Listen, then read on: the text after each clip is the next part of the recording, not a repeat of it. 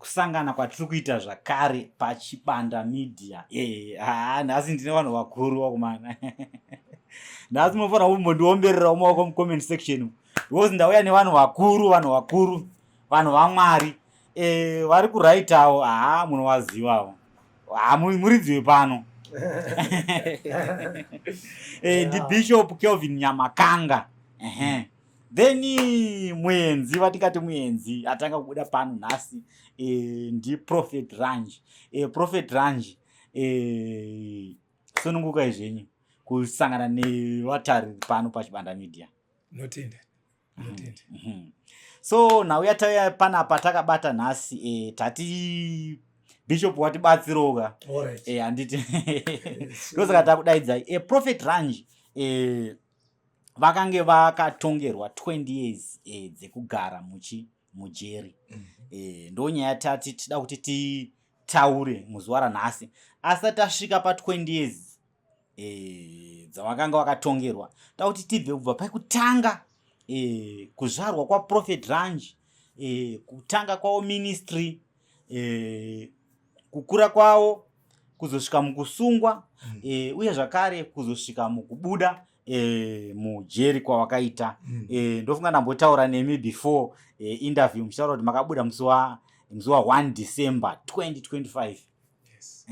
Saka aiwa tinoti makorokoto nekubuda kwamakaita, Mwari vakakupai imwe mukana semunhu waMwari. So anombonzi Prophet Ranji ndiani chaizvo takupinda zvedu munyaya yedu zvine udzamu. Anonzi Prophet Ranji mwana mukomana akazvarwa nababa namai vakabva kuMalawi. Akazvarwa mugore ra 1983 zuva 22 August paHarare Hospital. So ndo Prophet Ranji. Ndikakura ndikadzidza paBeatrice Primary School, ndikadzidzazve paBeatrice Secondary School. Kumaraini kwangu cheko kunonzi kumarango munokuziva here? Kumarango ndinokuziva. Kumarango ndakadzidza kuti marango pana dzumunu pamondoro. Alright. Ndinopaziva ndaitombokuenda ndichitonoshumira vhangeri ikoko. Alright. Makore api amaenda? Ndaenda una 2014. 2014. Yes, 2014 2013. Alright. Yes, pane ho iri pa center pa. Exam unopaziva. Chokwadi. Unopaziva kuti handi zvedu Prophet. Saka ndakakura ndikapasa chikoro. Ndapasa chikoro changu zvakanaka. Ndakazotanga kuenda kumabasa. Ndikashanda mabasa akati siyanei. Asi Mwari vakazondidaidza nerimwe zuva. Ndakati ndaenda pane imwe Livers Party, unongoziva zvinoita vakomana. Zvokuti vakomana vanopota vachimbonotsvaga vasikana. Sevanhu vakanga vasati vakuziva Mwari. Asi taenda chinotsvaga vasikana paya. Ndikanga ndine vakoma. Then takuda kuti tichiita zvekuenda muLivers Party meya there is a voice rakatanga kutaura. Pachikoro ipapo paBeatrice High School pakanga paine ho yaipindwa neve FM Church. Saka ndakandopinda muchechi muyami. Ndopatagara vachitsvaira. Saka nokuda kuti vakanonoka kupedza kutsvaira, shamwari dzanga dzakundidedza nevamwe vakoma ndaandinawo. Vakanditi handei tidi tichienda kumba. Nokuti vamwe vangu vakanga vasinganzwa zvandanda kunzwa ini mandiri. Saka ini mandiri I was hearing a voice. Voice rakanga rakundidaidza richitaura kuti unofanirwa kundinamata. Enda muimba yangu undinamate. Alright.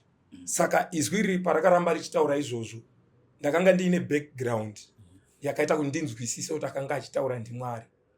Nokuti ndichizvarwa, pandakazvarwa takazvarwa tiri matwins. Mumba medu mune matwins, mune mapezi vanotiteedzera isusu matwins. Isusu tiri matwins nemutwini mukomana. Then vatinoteedzerawo isusu matwins. 3 pairs matwins. Mune 3 pairs matwins. Mutwini wenyu mamusire. Mutwini wangu ari kubasa. Ndi clearing agent pa ku Beitbridge. Alright. Yes. Alright. Saka tazvarwa tiri vana tiri vadiki kudaro. Amai vanoti vakashanyirwa nengirozi. Mushure mekunge baba vatitumidza zita, indakatumidzwa zita rakuti Joseph. Mutwini ndobva atumidzwa zita rakuti Godfrey. But an angel visited my mom. Visita baba vakanga vasipo. Ngirozi ndobva yati kuvana ava vaviri vovazvara wachinje mazita. Inini I was a bit fatter than my twin brother. Kunyange twin wangu ezvino zvaari atadzika ndiye akati simbei kupfuura inini.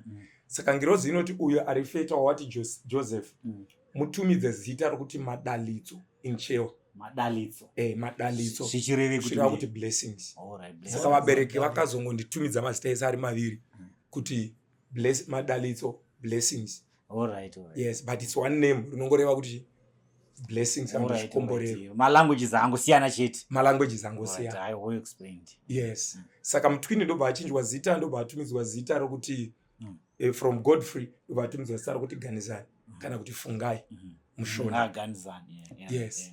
Saka angel yakabva yataura mission yayakanga inayo nokuda kweupenyu hwangu. Alright. Amai vaenda kukereke yainzi kuCCAP. Saka ndoyenya kuenda vanhu vechirudzi. Saka vaenda kuCCAP ikoko vakanosvika for children dedication. Vana vane nguva yavainamatirwa before 5 days chinge dzangokwana. Mwana aitorwa hodi uendeswa kuchechi kuvanhu vaMwari ondonamatirwa achikumikidzwa kunaShe. Saka mai vanoti ndakaenda ndichinopa bishop wekuchechi mwana. Ndamusvitsa vakatanga kusvitsa ini since ndandiri mukuru. Vamusvitsa bishop vasvitsa mwana. Anzi bishop anotaura achiti kuna amai, mwana uyu musazomupe doro, mwana uyu achanzi madalitso. But wanga vasina kuzivisa mwana. Achiti usiku hwapfuura Mwari andishanyira akandiudza kuti imimi muchauya nevana pano uye ndichadedicata vana ava. Asi uyu mwana uyu ndanzi muzomutumidza zita rokuti madalitso kana kuti blessings. Nokuti ndine basa naye. Saka amai zvakavashamisawo. Chinhu chakanyakuvarovesa nehana. Zvino pane pandandasiya futi pekuti baba vakanga varamba zita iri vachiti randatumidza nekuti Joseph ndiro rakwa. Zita rokuti Joseph rinofanira kuramba riripo. Iroro harifani kuchinja. And then bishop pavakazenge vakutaura futi zita iri chiri chiprofita. Then baba ndo pavakatenda zviro kwazvo Mwari akanga ashanyira mudzimai wavo anove mai vangu. Alright. Ndo kubvuma kwakazoita baba kuchinjwa kwatakaita mazita. Ini ndichizotumidzwa kuti blessings madalitso, then mutwina achizonzi Godfrey. Saka ndakakura Mwari achindishanyira nemwe nguva nemitoo yakasiyana siyana. Asi ndanga ndiri mwana ane musikanzwa. Tichitawo musikanzwa apo nepapo. Asi Mwari pane zvinhu zvakawanda zvaiitika zvokuti zvandaiona nazvo zvitaridzo zvokuti Mwari akanga achindishanyira. Ndakura ndadaro ndakazoti ndasvika form 1. Satan wakazama kuda kundiataka upenyu hwangu zvokuda kuti ndipfudza. There was a suicidal spirit yakaita sokuti yapinda mumuri. It was just a spirit pachanyatsojeka kuti munyatsoona kuti wakanga iri spirit kana kuti mweya. Inyaya yekuti ndakatraya kuda kukomita suicide ndakanwa mushonga weroga uya. Ndanwa mushonga weroga handina kufa. Mwari vakandichengeta ndikamukira kuRural Hospital. And then chaita kuti ndizoti it was a spirit ndechekuti ndadzoka kuchipatara ndagara ndakanosvika vanhu vaitofunga kuti mwana aenda afa. Asi ndakasvika vanhu vakatoungana pamba vanhu vakashamisika kuti no adzoka ari mupenyu. And then this thing chakabva chazodzokorora futi kuti imwe sister yatinoteedzera isusu mwe mutwini wandambotaura watinoteedzera mukomana nemusikana isitiri wakomana vega vega. Mwe musikana we akazonwa futi red killer ndobva afa aine pamuviri. Saka zvaitika kudaro ashayika ndobva atovigwa. Spirit yakaramba ichindihaunta futi munguva ndisina kutombokanganisirwa. Ndaita imwe spirit ndaitongofunga kuda kukomita suicide.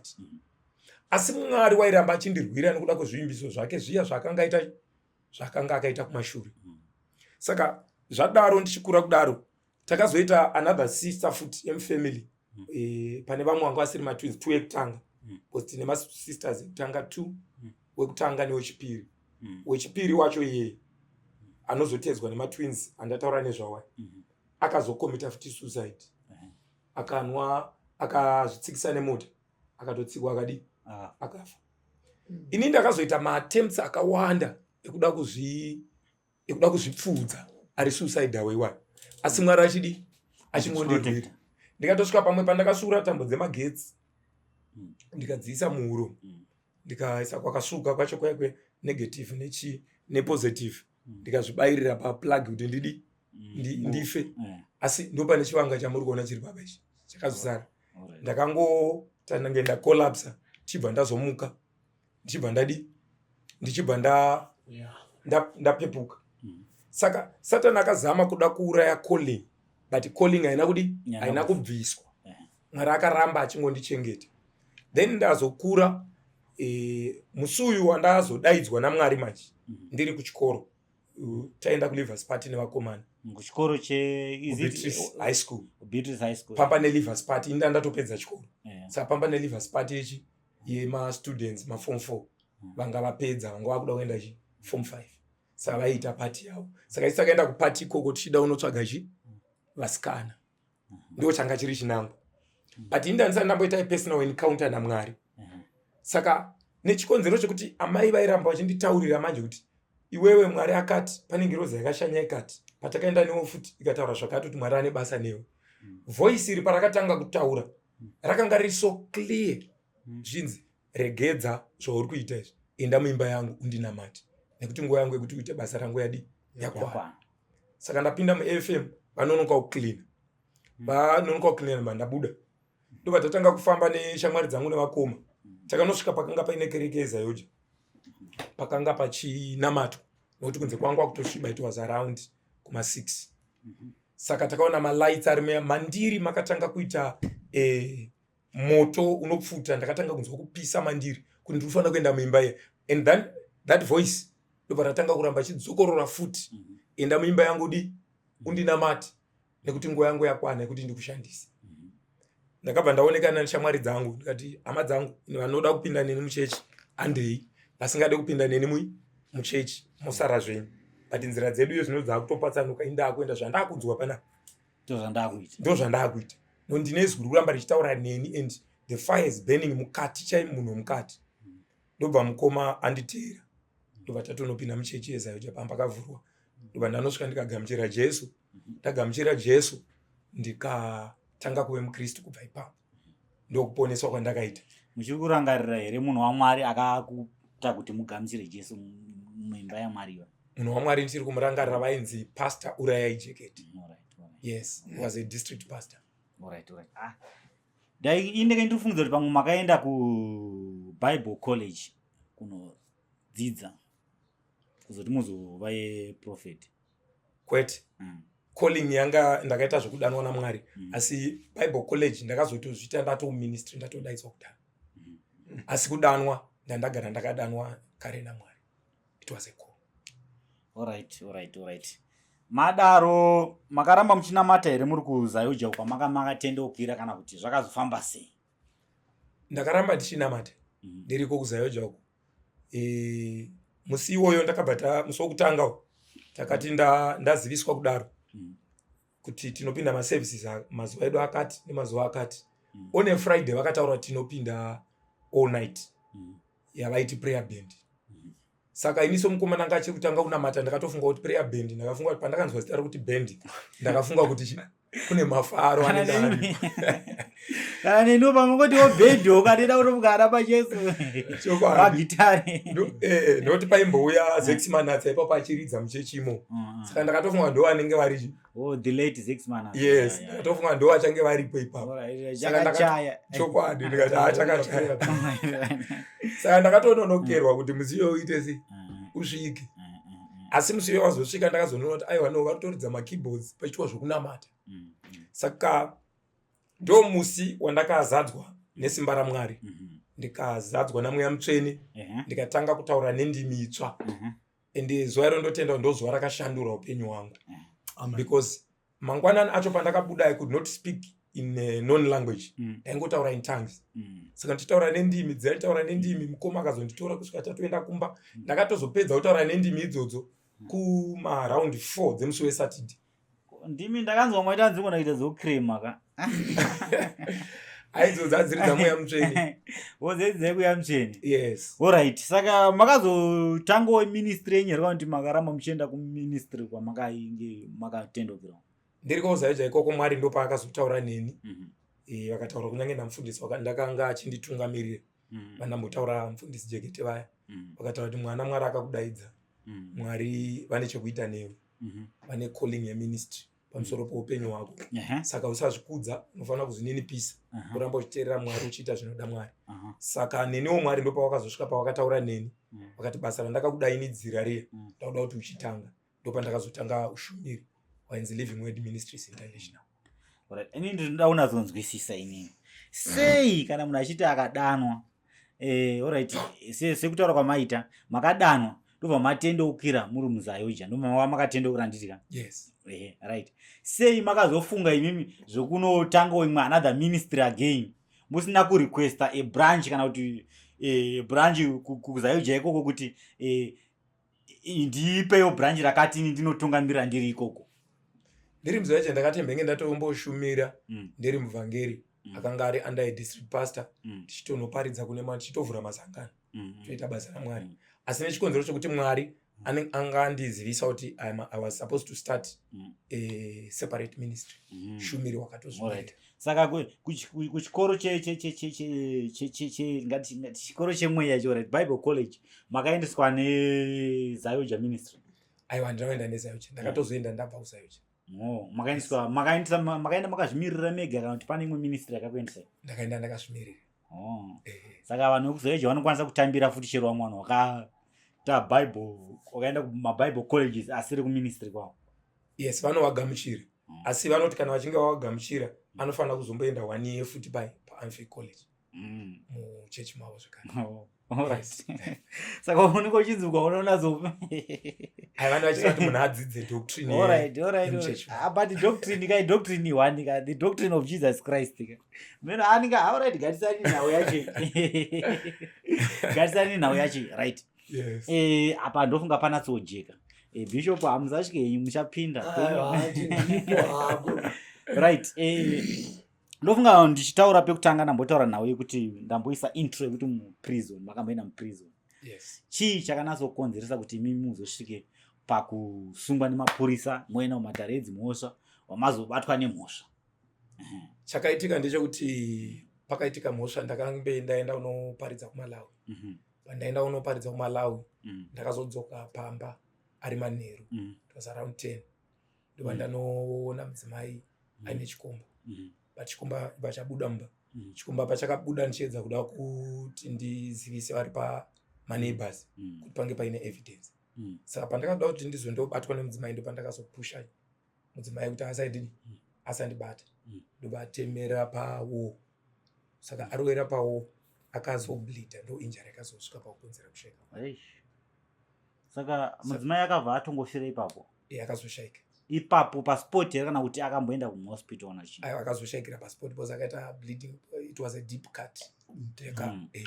Saka yakapinda internal, saka akazobleeda zvenguva refu, ndo zvakazokonzera kuti ndiende. Alright. Ko hamuna kumbotry here kudaidza pamaona kuti munhu akubleeda, try kuti kuvhara munhu ropa kuti sabude this and that? Ndakazama zvose zvingazamwa but it was too late. It was too late. Yes. Ko chikomba chakaita sei?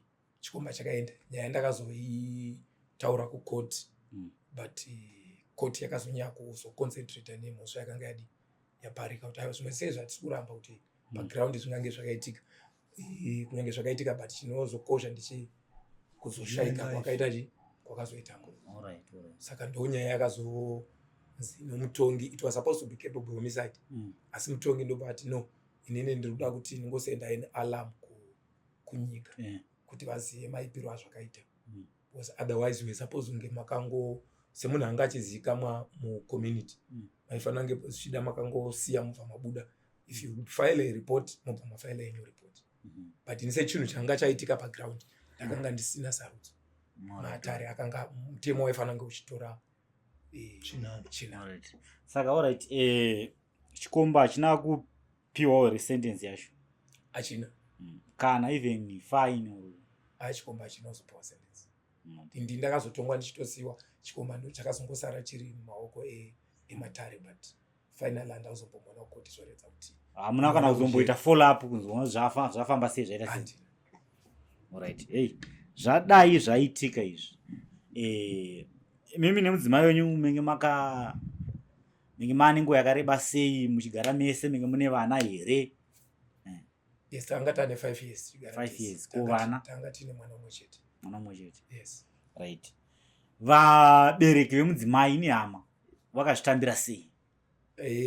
Zvakagadzira ashama vari. So vanhu vanenge varasikirwa nemudikani. Isusu sechinhu changa chaitika paground seni like pandokutotaura ipapa kupa mhepo kuti vanhu vazive kuti neurombo nezvakadi zvakaitika. Chinhu chakaitika asi chakanga siri chinhu chakaitika nekuda kweintention kana kuti chinhu chisina kuitika nekuda kwokuda. Saka tine urombo nezvakaitika izvozvo. Saka hama panguva idzodzo hadzina kukwanisa kuzvigamuchira.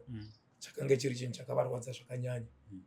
And even community chinhu chavanga vasina kuti vachitarisiri uye kuti especially vachinzwa kuti chaitika kumunhu waMwari. Vanhu havana kunge vachikwanisa kuzvigamuchira. Vashomawo ndo vakagona kuzvinzwisisa nekuzvigamuchira. Asi vazhinji vaiti munhu waMwari aifanira kunge akazviendela nemumwe mutoo usati uri wakadai. Asi vanhu vakanga vasiri paground manje kuti vanzwisise zvakanga zvaitika. Vamwe vakanga vane mumwe muonero, vamwe vakanga vane mamwe mafungiro. Asi tine urombo nekuda kwezvakaitika. Kunyangwe kuhama idzodzo tine urombo, kunyange kunyika yeZimbabwe tine urombo nekuda By that time, how big was your ministry? Makanga mune mabranches here again? Ushumiri hwakanga hwakura zvakanyanya. Like zvandandataura kuti andatoparidza nyika dzakaita kunge vana Malawi. Tanga tashumira nyika dzakaita kunge vana South Africa. Ma-assemblies already. Muno muZimbabwe ma-assemblies takanga taanawo. Anosvika mangani? Ipapo ndanga ndichishumira muBeatrice. Ma-assemblies ndanga asvika ma-17. Ma-17? Yes. Hey. Right. So zvakadai zvaitika. Imi ndimi mukuru weministry. Ministry yakazvita sei? Vanhu kuteedzerai mapasta vamwe vanhu ministry mo vakazvitambira sei? Haina kusheka here ministry? Chii chakabva chaitika? Ushumiri hwakasheka. Asi vamwe havana kusheka. Vakanga vamachuwa mukunzwisisa mafambiro erwendo rwechikristu havana kukanganisika. Asi vamwe vakanga vachiri vadiki vakakanganisika. Asi vamwe vakazopfuura mberi havo vachipinda maservices. Saka kutaura kuno kwatiri kuita kuministry chiriko? Yes, iriko. Asi ine vashoma shoma vakasara vacho vandataura kuti vanga vakura mukuziva Mwari. Right. Pane nhau dzekunzi ngozi ameno imi mati kuMalawi handiziva kana zviri kwazvo, but isusu culture yedu isusu tine nhau dzengozi, nhau dzekunzi dai ameno izvozvo makazvitozvigadzirisa here kana kuti hamutende mazviri kana kuti ameno nadzo donongodza ita? Isusu zvatinoita ndezvakuti pachikristu hatitendi hedu kungozi, asi tinotenda mukugadzira ukama pakati pangu nehama dzemufi kuti vanatezvara naanambuya.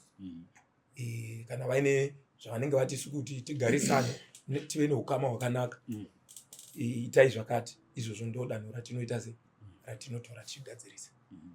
Asi kungoza hatizotendi shoko raMwari. Alright. But chichiona chedu choti hanzi mushonga wongozi kuiripa. It's like kuti zvinenge zvataurwa nehama dzemufi.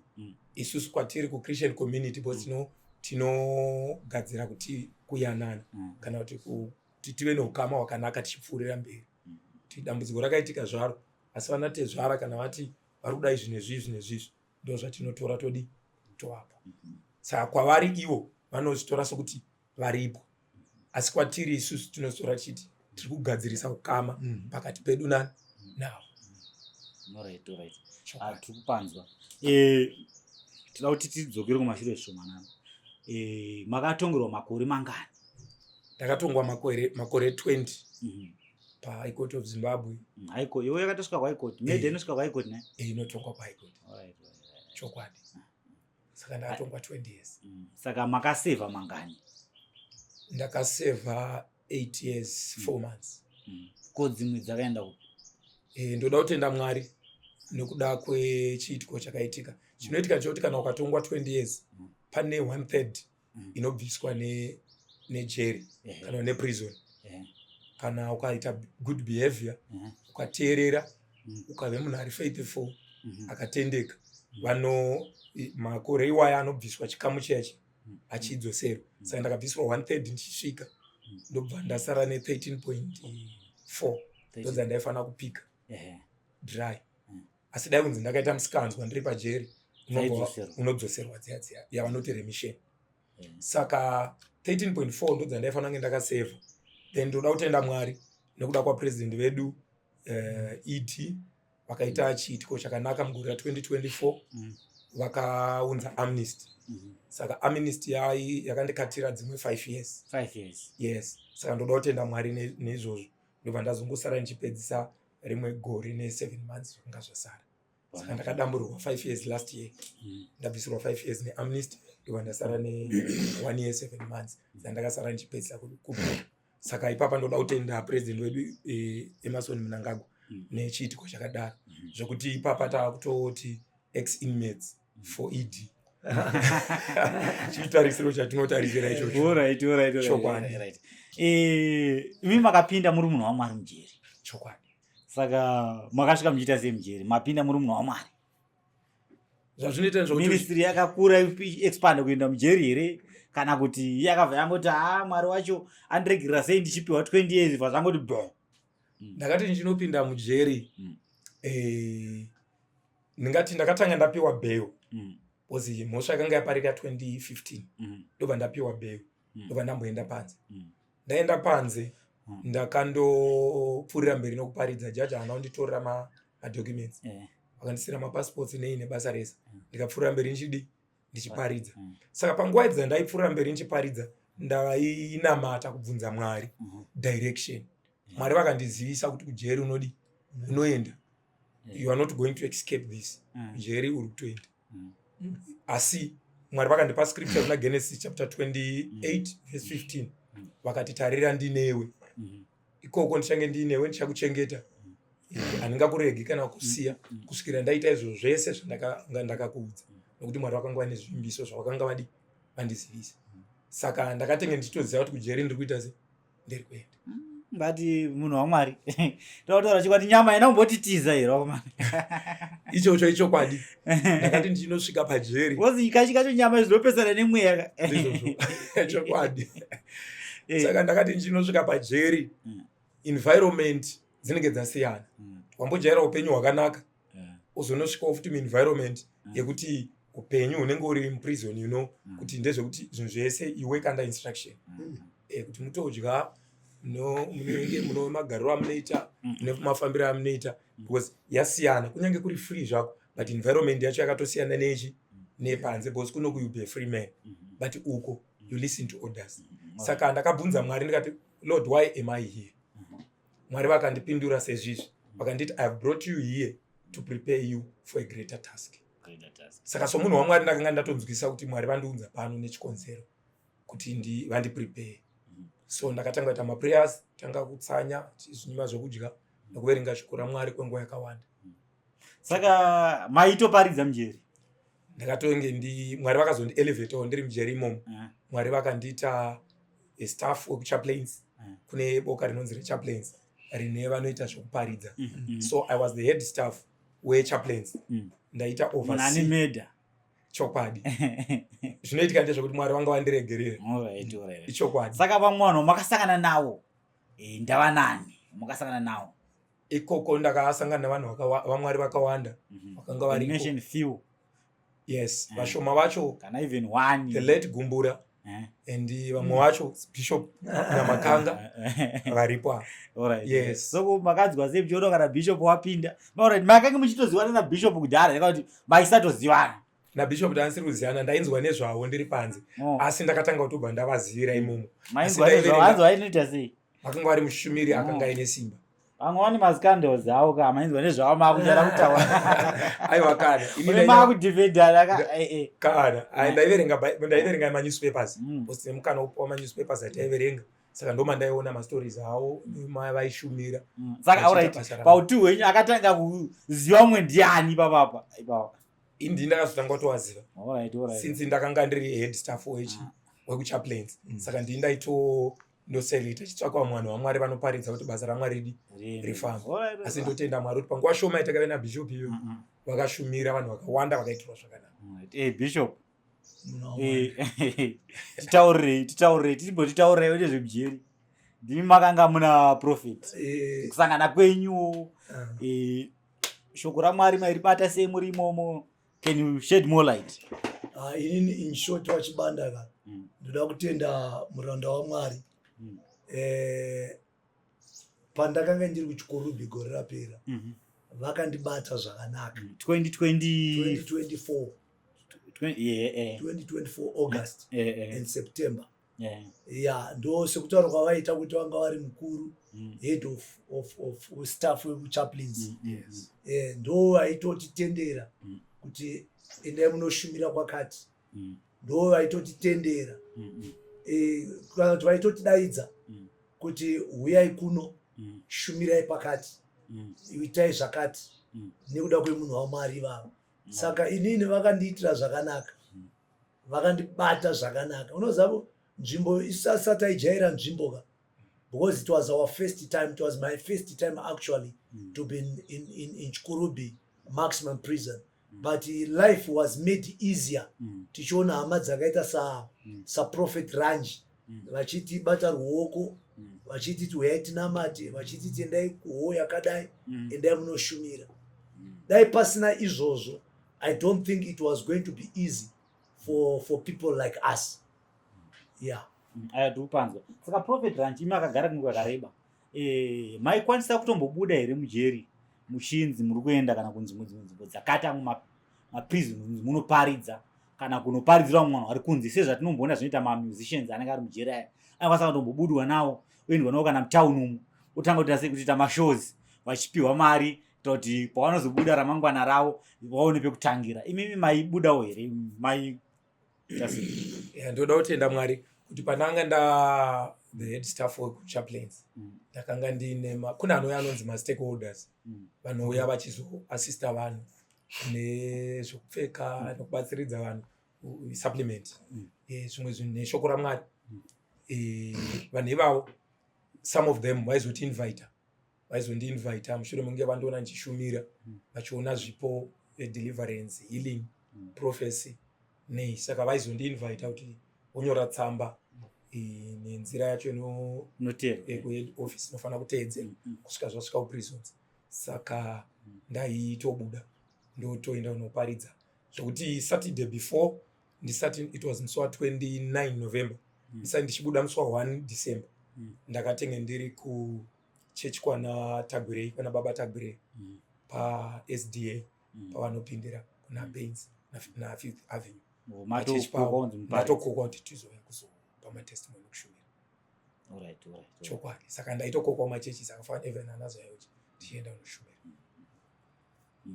Aiwa tikupanzwa. Besides kuprofita.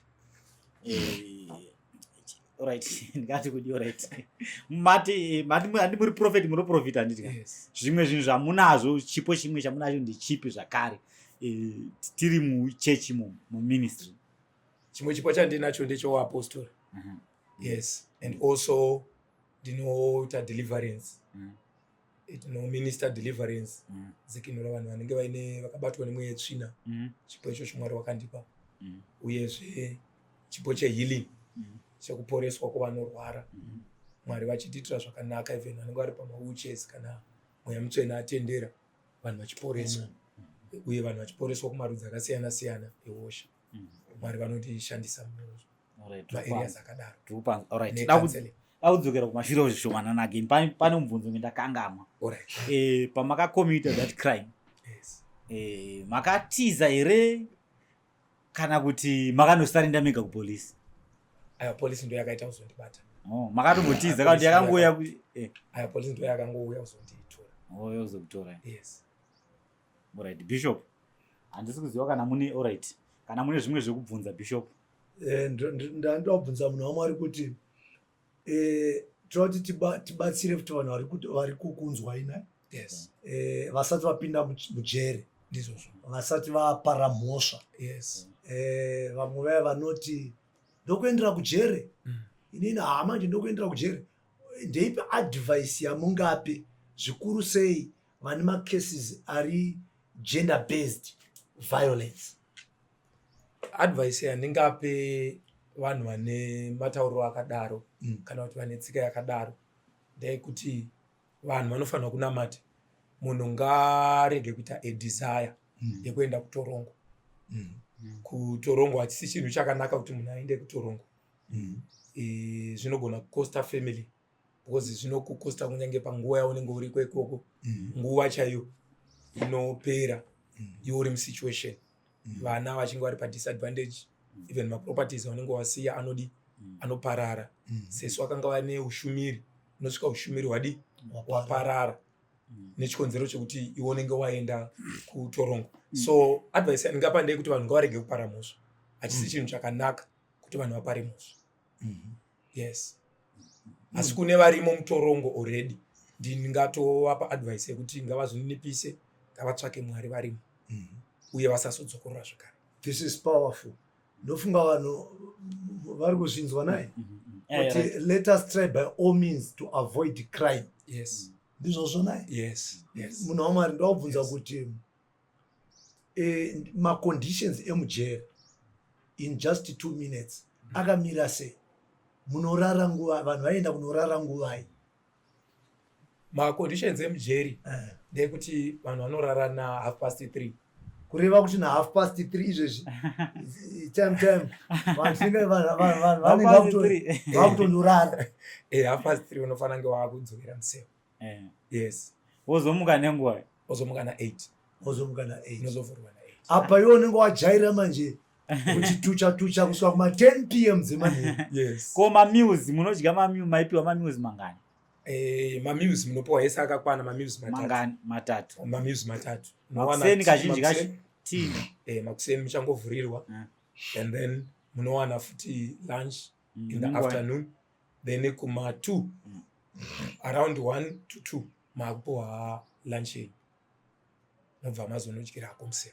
Alright. Yes. But pachikafu apa chainatsouya here chikafu chokuti unotodya munhu uri kuti kugutawo right, kana sadza rakakwanawo nemuriwo wakakwana zvainatsofamba sei kazhinji kacho? Makore ekutanga pandakapinda 2017 zvakanga zvisina kunyatsomira zvakanaka. Chikafu chaiuya asi vanhu vakanga vasingaguti zvakanaka. Asi ndoda kutenda president wedu ED pawakazopinda pane urongwa hwakazoita hwekurangarira vari kumatorongo. Kunouya chikafu chakawanda, mukaka, mazai waya, nyama, zvikafu zvakasiyana siyana zviriko. Saka chikafu harisi dambudziko, vanhu vari kudyawo vachikuta. Kunotone balanced diet. Kune balanced diet. Alright. Yes. Uyo mabuda. So hanimati makabuda musi 1 December. Chokwadi. Vanhu kuministry vakasvika vakakutambira here?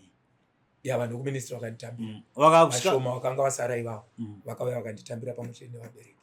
Vakasvika vakakupai chigaro chinge munacho here kana kuti vakasvika izvi ndezvekunyika kaizvi kunyika makanzi 20 years? Zvekuministry havana kusvika vachikuroya neshamu here kuti aiwa mukuru chimbomirai garai apa muchazodzokera pachigaro chenyu kana shamu yenyu yatakuroya nayo yapera? Bozi shamu mbiri dzakasiyana kaidzi. Ndizvozvo. Aya vekuministry vakazvigamuchira vakazvinzwisisa kuti situation yakanga yapfurwa navo also for 8 years. Vakaziva kuti munhu anenge awana nguva yekutaura naMwari. Like I've said kuti kuprison it's now kune rehabilitation and they prepare you for reintegration. Saka pane vamwe vauya vachindiona vaiziva kuti munhu waMwari akanga agadzira ukama hwake naMwari zvakanaka. Ipapo ndiri kupanzwa but imi ndinoda kubvunza kuti wakasvika vachikupai chigaro chenyu here? Hamusi kujeka jenga? Aya, vakandipa chigaro changu. Kana kuti makangosvika miti aiwa ministry ndidakaitanga aiwa avachibanda ava vakandipa chigaro vanhu ngeze ndivapindurire maakudhivhendana ari kuona vanhu vaMwari ava vanhu havaigona kuvapa kana kuvatorera nekuti havana kudanwa navanhu. Vakadanwa naMwari. Ndosaka makaona pane imwe nguva Sauro achida kuuraya David. David achinatsoziva kuti kuzodza hakusisiri pamusoro paSauro nekuti Sauro warambwa naMwari nemhaka yakaita sei yaakapara. But David anoziva kuti I shall not touch the anointed of God. Yes. Mupanzwisisa? Yes. Saka iyi nyaya yavataura haizi yekuti vanhu vari kuda here kana kuti havazi kuda. As long as akutuma ari kuda. Ndo pane nyaya. Yes. However, kune moral conduct naye yekuti tiri vanhu ndizvozvo. Yes. Tinogona kupotsa, tinogona kutadza. Paunyauswa kuti pana vapaita seu patadzikwa. Yes. Unozvipo iwo wega pachako hautodi kumirira munhu kuti akupe nguva iyoyo. Wega pachako unofanira kuzvinzwa mandiri kuti no panguva inoka rekedza ndimbotora mwedzi 2-3 ndisingashumire so that I have a personal relationship with God. Ndo inonzi discipline. Yes. But vanhu kuchecha vanozoitora zvisiri izvo. Uzaiswa paspecial mafunga kuti kutoiswa zvo inotori punishment yekutorobwa kunzi uri mhondi kana kuti uri mhombwe kana kuti uri mbavha. Iye inonzi discipline yaka ndeyekuimprova iwewe personal relationship yako naMwari kuti udzokere panzvimbo. Saka pa8 years avanga vari kokoka wozodzoka uchechecho zoti hatoda kukubuda izvo 8 years. Alright. Ndapanzwa. Right, ko kuma-family members enyu vakazvitambira here pamakabuda? Yeah, vakandigamuchira. Vakakugamuchirai? Twin brother akakugamuchirai? Yes, akandigamuchira. Ma-church members vaiuyawo here? Yes. Vaiuya? Vaiuya. Right, pane kumwe kwakaoma manje vanoda kuti munditaurire chokwadi chaicho. Kune mudzimai, kumhuri yemudzimai akatisiya. Yes. Bva pamakabuda makamboendako here kana kuti pamakanzwawo kuti pawakanzwa kuti makabuda vakazvitambira sei? Semunhu asati ane nguva abuda ndourongwa hwatiri kutogadzisana nevabereki kuti tiende tinovaona asi kuziva kuti ndakabuda vari kuziva. Saka changosara kuti tiende tinodi semhuri tinovaona. Asi macommunications ndaiita navo through Sarapa Vana because pane vamwe vanoita program yeSarapa Vana vanobatanidza vanhu mhuri dzakasiyiwa panze nevabereki vanenge vari kuprison. Saka ivavo vaiuya tichiita communication. Ko mwana wenyu nyakuti mwana wenyu makazvara aimbouyawo here? Mwana angachigara nagogo akasara achiri mudiki. Kwezvo zvaane makore mangani like now? Ndewa 2010, so ane 15 years. 15? Yes. Alright. Yes. Kubva mabuda makambona naye? We communicate asandaona naye but toenda unomuona izvezvi. Alright. Achazvitambira sei? Aiziva kuti sofa ndaane mubereki mumwe chete, mumwe mubereki haasipo. Aindotoenda kuti vanozvigamuchira. Yes. Mukomana uri musikana? Mukomana. Yes. Ndoziva kuti munhu kana uchinge uri kujeri kwenguva yakareba 8 years idzi unogona ngositorina unodzoka unogona ngositorina pekutangira. Ndochokwadi chaicho. Kuti kana dziri mombe unogona kusvika dzakatofa dzimwe dzakarwa nedzo here. Mabuda imimi muri kurarama sei now like now? Zvino ndiri kumbogara kumba kuvabereki. Vabereki vanga vaine imba kuBeatrice, vanga vaine imba kuChitumbisa, vanga vaine chimba futi kwaZiko. Saka vakandipa imwe imba yekuti ndisanogara. Musanogara zve? Yes. Muchibva iko muchienda kuministry? Sanoronga ndichirongazvo. Kuministry ndichienda. Chokwadi. Alright. Semunhu enge ari mujeri kwenguva yakareba, just in case maybe kana kuno munhu anogona kuda kukupa any help, ingave advice, ingave even chinhu chinobatika, even sipo yekugezesa, ingave whatever, kuti muwane pekutangira because let's be honest, nelife yedu yatorarama iyi tinokapedza kana 2 months usingashandi zvinhu zvakaoma. Panogona kupa mumwe munhu zvakare ada even kubatsira necounseling kana kukokai kuministry. Imimi just for a testimony. For a testimony. Yeah, it's a great testimony. Yes. Munobatika pamadetails enyu, daidzirai nhamba dzenyu, nefull name yenyu palapo inobuda ipapo. Zita ndiProphet Madalitso Blessings Ranch. Madalitso Blessings Ranch ripachitupa? Ripachitupa. Prophet Madalitso Blessings Ranch. Madalitso is Cheo. Asi vazhinji it's well known nekuti Prophet Ranch tichishandisa surname. Mm. So it's Prophet Ranch, Prophet Madalitso Ranch. Alright. So muri Zimbabwe ndofunga nhau iri panapa mainzwa any help yamunoda kubata munhu waMwari, namba taisa pascreen, munovabata motaura naivo direct. Yes. Direct handiti but satavhara chirongwa mambotaura nyaya the late Gumbura. The late Gumbura mailinga sei, my relationship yenyu navaGumbura inge yakamira sei? Relationship yedu navaGumbura yange yakanaka, asi tine urombo kuti takazongorasikirwa navo vakazongorwara vakashayika, asi anga tine ukama hwakanaka. Yes, he was a good man mukati hamo imomo mutorongo imomo, asi nguva yakazovatora. Alright. Yes, asi chimwe chanada kutenda Mwari nacho ndechekuti Mwari wakandivandudza ndiriko. Amen. Now I'm highly gifted. Zvokuti tiri kutarisira kuti vanoda kuteera ushumiri vanondibata panhamba idzodzo. Let them come vane maproblems, nechekuti ane urwere, vane maproblems kana vanoda kunzwa zviri kutaura Mwari in their lives, one-on-one prophecies, and also vanoda kuona zvishamiso zvaMwari. God is mightily using me. Pane chinhu chandakanzwisisa chimwe chakaitwa naMwari ndiriko ikoko, ndechekuti Mwari vainyundishanyira zvakanyanya. Vamwe vanhu vazhinji vanogona kusaziva kuti maangels anotoshanya kujeri. Of course torongo kana kuti prison inzvimbo inoita seyakadi yakazvidzika, asi Mwari chaivo vanoshanya. God is so close nevanhu vari mutorongo, like the Bible says in the book of Psalms, God will not despise his prisoners.